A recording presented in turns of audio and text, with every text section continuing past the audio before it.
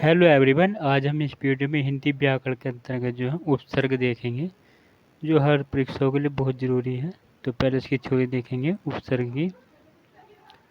अर्थ है परिभाषा। उपसर्ग उस अक्षर या अक्षर समूह को कहते हैं जो किसी शब्द के पहले जुड़कर उसके अर्थ में परिवर्तन कर देते हैं। जैसे कर्म के पहले सु उपसर्ग लगने से शब्द सुकर्म बन जाता है। उपसर्ग उप तथा सर्ग, उप जमा सर्ग दो शब्दों से मिलकर बना है। उप का अर्थ है समीप, निकट या पास में है। सर्ग का अर्थ है सृष्टि करना। उपसर्ग का अर्थ है पास में बैठकर दूसरा नया अर्थ वाला शब्द बनाना। उपसर्गों का स्वतंत्र अस्तित्व न होते हुए भी वे अन्य शब्दों के साथ मिलकर उनके एक विशेष अर्थ का बोध कराते हैं।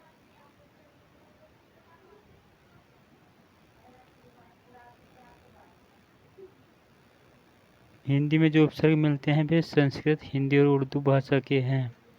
इन भाषाओं से प्राप्त उपसर्गों की संख्या इस तरह निश्चित की गई है। संस्कृत उपसर्ग कितने हैं? 19। हिंदी उपसर्ग 10 हैं। उर्दू उपसर्ग कितने हैं? 12 हैं। तो इस प्रकार संस्कृत में उपसर्ग जो है 19 है और हिंदी उपसर्ग कितने हैं? 10। उर्दू उपसर्ग कितने हैं? 12 हैं। अब हम इनके उपसर्गों की डिटेल देखेंगे।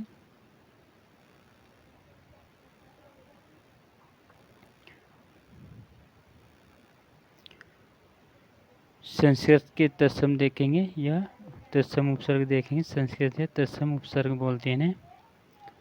जैसे उपसर्ग दिए गए हैं और उनके अर्थ दिए गए हैं, उनके शब्द रूप दिए गए हैं।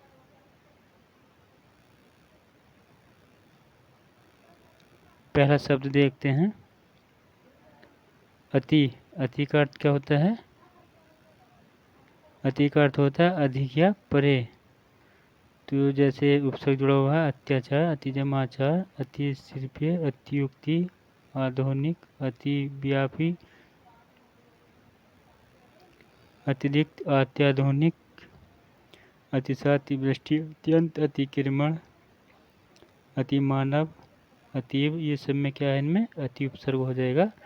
और अति उपसर्ग का अर्थ क्या होता है? अधिक या परे होता है। अब आता है अधि। अधि का मतलब होता है ऊपर, अधिक, स्थान में श्रेष्ठ, अधीन। तो इनके अर्थ देखते हैं।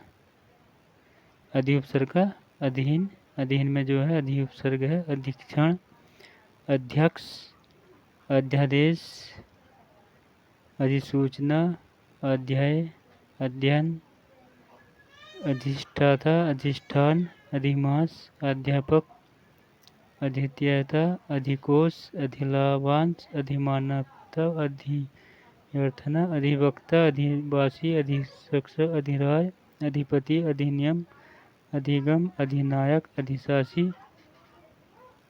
पीछे समान से छोटा प्रत्येक अनुसरण। अब देखते हैं तीसरा अनु। अनु उपसर्ग आता है। अनु शब्द, अनु का उपसर्ग जो अनु उपसर्ग का अर्थ जो होता है पश्चात, बारंबार या साथ होता है। इनका अर्थ देखते हैं हम जो अनु उपसर्ग के पीछे समान सदस्य छोटा प्रत्येक, अनुजमा, ईषण, अनुवेषणुजा, अनुच्छेद, अनुज्ञप्ति, अनुज, अनुरूप, अनुप्रास, अनुपूरक, अनुनिर्माण, अनुग्रहित, अनुरक्षण, अनुज्ञा, अनुभव, अनुराग, अनुशंसा, अनुकरण, अनुनायी, अनुताप, अनुवाद, अनुदित, अनुशासन, अनुमान, अनुताप। ये अनुक्रम सब ये क्या है? अनु उपसर्ग के शब्द दिए गए हैं। अब आता है अप। अप उपसर्ग देखते हैं। अप आ उपसर्ग देखेंगे।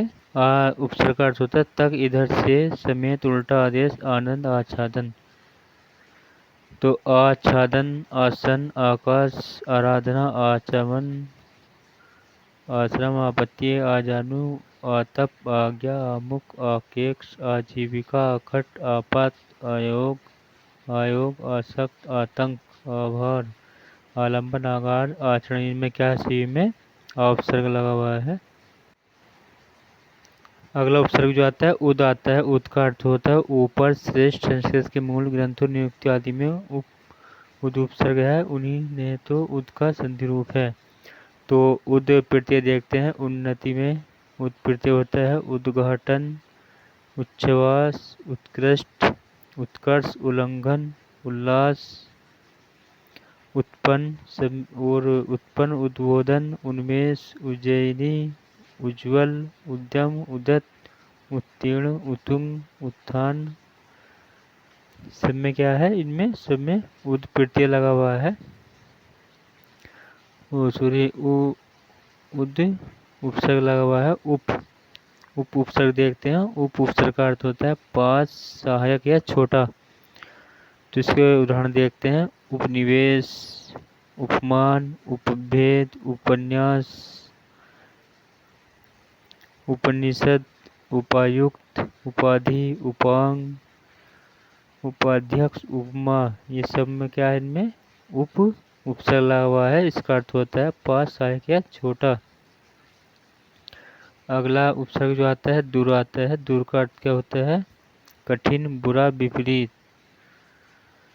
इसके उदाहरण देखते हैं।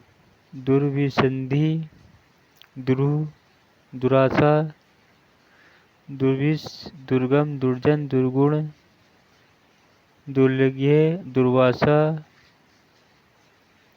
दुर्धर्य, दुरंत, दुर्व्यवहार आदि में क्या है? इनमें दुर उपसर्ग लगा हुआ है। इसका अर्थ होता है कठिन, बुरा या विपरीत। अगला उपसर्ग आता है दुस, दुरुस, कठिन, बुरा, विपरीत होता है। इसका अर्थ दुष्वरिच, दुशासन, दुश्शील, दुश्चिंता। अगला उपसर्ग देखते हैं नी। नी उपसर्ग का अर्थ होता है बड़ा, विशेष या निषेधात्मक। निगूढ़, निष्ठा, निषेध, नियम, निकाय, निखिल, न्याय, नियस्त आदि में क्या है? निहित में क्या है? इनमें सब में नी उपसर्ग लगा हुआ है, जिसका अर्थ होता है बड़ा, विशेष है, निषेधात्मक। अगला प्रत्यय जो आता है निर आता है। निर उपसर्ग आता है। सॉरी, प्रत्यय का ध्यान होता है। निर जो है इसका अर्थ होता है बड़ा, विशेष या निषेधात्मक। तो निर उपसर्ग देखते हैं। निर्विरोध, निरंजन, निर्मिलास, निरापद, निरीह, निरूपम आदि शब्द होते हैं। अगला उपसर्ग जो आता है निस आता है। निस का अर्थ होता है बड़ा या विशेष। इसको उदाहरण देखते हैं।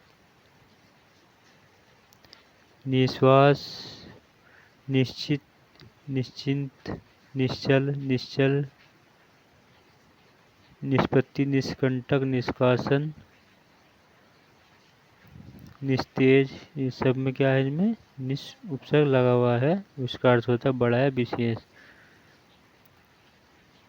अगला उपसर्ग जो आता है परि आता है। परि कई बार प्रश्न में पूछा गया है। इसका मतलब होता है चारों ओर या पास। जैसे परिवर्तन, परिपूर्ण, परिमाण,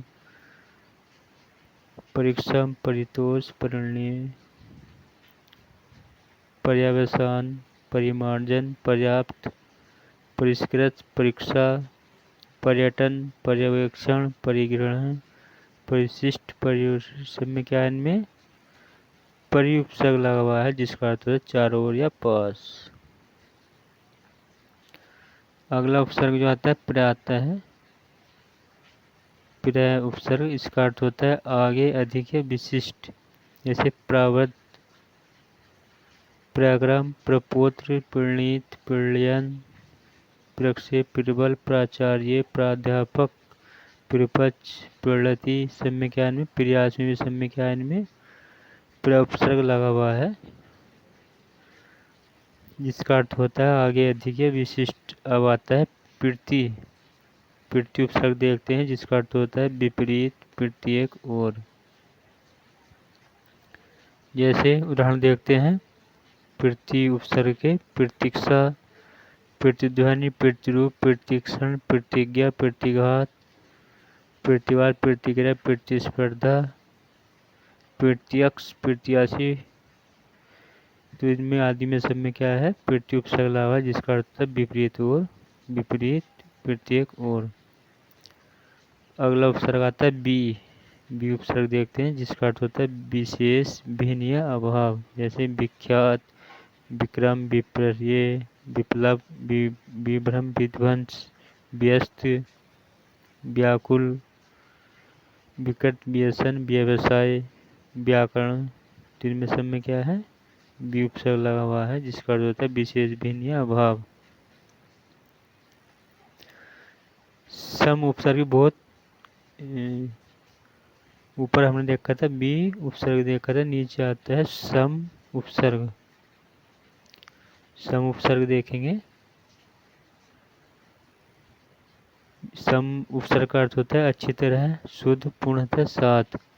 इसको उदाहरण देखते हैं जैसे संतोष, समझमतोष, संचार, संन्यास, समग्र,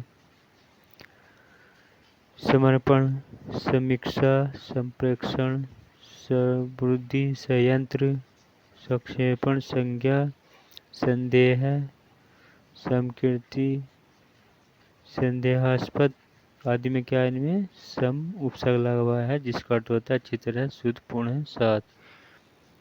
अगला उपसर्ग आता है सु। सु का अर्थ होता है अच्छा, सरल या विशद। यह सुकर्म, सुमार्ग, सुअवसर, सुपाच्य, सुनिश्चय, सुरति, सुपुष्ट, सुव्यवस्थित, सुविख्यात, सुदृढ़, सुपरिचित, स्वच्छ, स्वस्ति, स्वयं, स्वल्प। इनमें क्या है, सब में सु उपसर्ग लगा हुआ है जिसका अर्थ होता है अच्छा, सरल, विषाद। तो आज की हमारी वीडियो यहीं पे एंड होती है। आपको वीडियो पसंद आए तो लाइक शेयर कर देना, चैनल को सब्सक्राइब जो कर लेना। Thanks for watching this video.